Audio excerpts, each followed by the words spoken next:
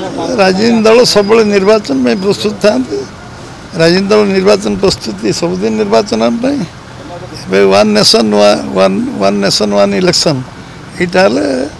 60 दिन भीतर निर्वाचन प्रक्रिया समाप्ति हम तो लोक मिनिमम अन्य 4.5 वर्ष ऊर्ध काम कर 4 वर्ष 9 मास काम कर देखिए गले जो पंचायत उपनिर्वाचन होची परवर्ती समय जो सरकार को आछन तार परवर्ती समय ये प्रथम टेस्ट कहि परिबा तेणु एटा मत लगे जिते सरपंच पोस्ट खाली जाए पीएसएम खाली जाए से सबु समय निर्वाचन चलता है जेहेतु निर्वाचन कमिशन पोस्ट पदवी रे कि नथिले जॉइन कले सीधा प्रक्रिया कंप्लीट करके आरंभ कले एबे सब बेले किछि निर्वाचन लोकल बॉडी रो मासे थिले भी 4 वर्ष 11 मास थिले मासे पई बाय इलेक्शन उपनिर्वाचन विगत दिन मान बहुत हिछि तेणु यहाँ गोटे रुटीन प्रक्रिया नूतन तो किसी ना बीजेपी सरकार तो निश्चित चैलेंजिंग रहिबो सरकार अच्छु बोल तो सामाजिक मान मानछन देबे नहीं आपण बीजेपी रो केमित रहिबो माने निर्वाचन निर्वाचन निर्वाचन निर्वाचन को लड़ा जीवो सेते कोन अछि निर्वाचन जेमती हुए आमे लड़िया सेमती सर साधारण निर्वाचन पर ट्रेन देखिए पंचायत प्रतिनिधि बीजेडी समर्थक 5टा जिला परिषद होचे 43टा सरपंच होचे एला 854 रु 854 हमर आमे जिला परिषद 5टी इलेक्शन होचे तादरे केउझर जोड़ी होचे आ केंद्रापड़ा जोड़ी होचे संबलपुर गोटे होचे 43 सरपंच किछि निर्दिष्ट जिल्ला रो होचे 40टा पीएसएम होचे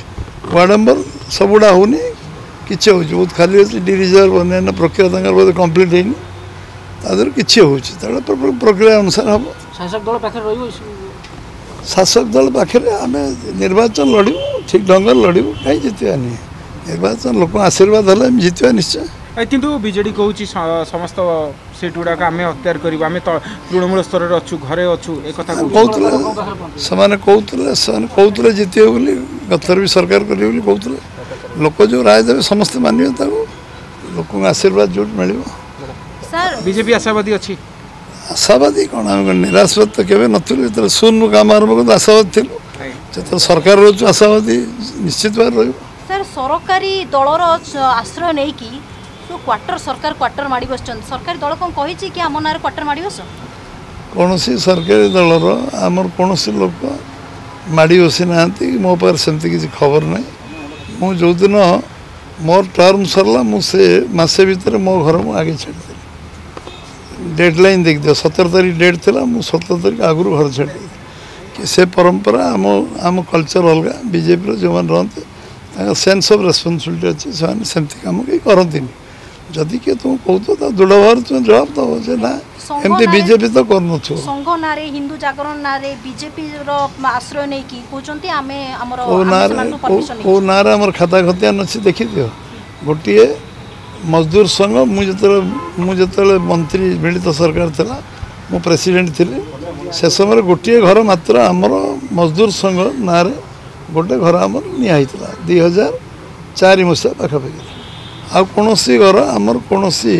संगठन निज निज निज निज भड़ा घर विभिन्न जगार भड़ा घर नहीं कर जो मैंने भ्रांत धारणा रोचंती सर जवाब दिया तो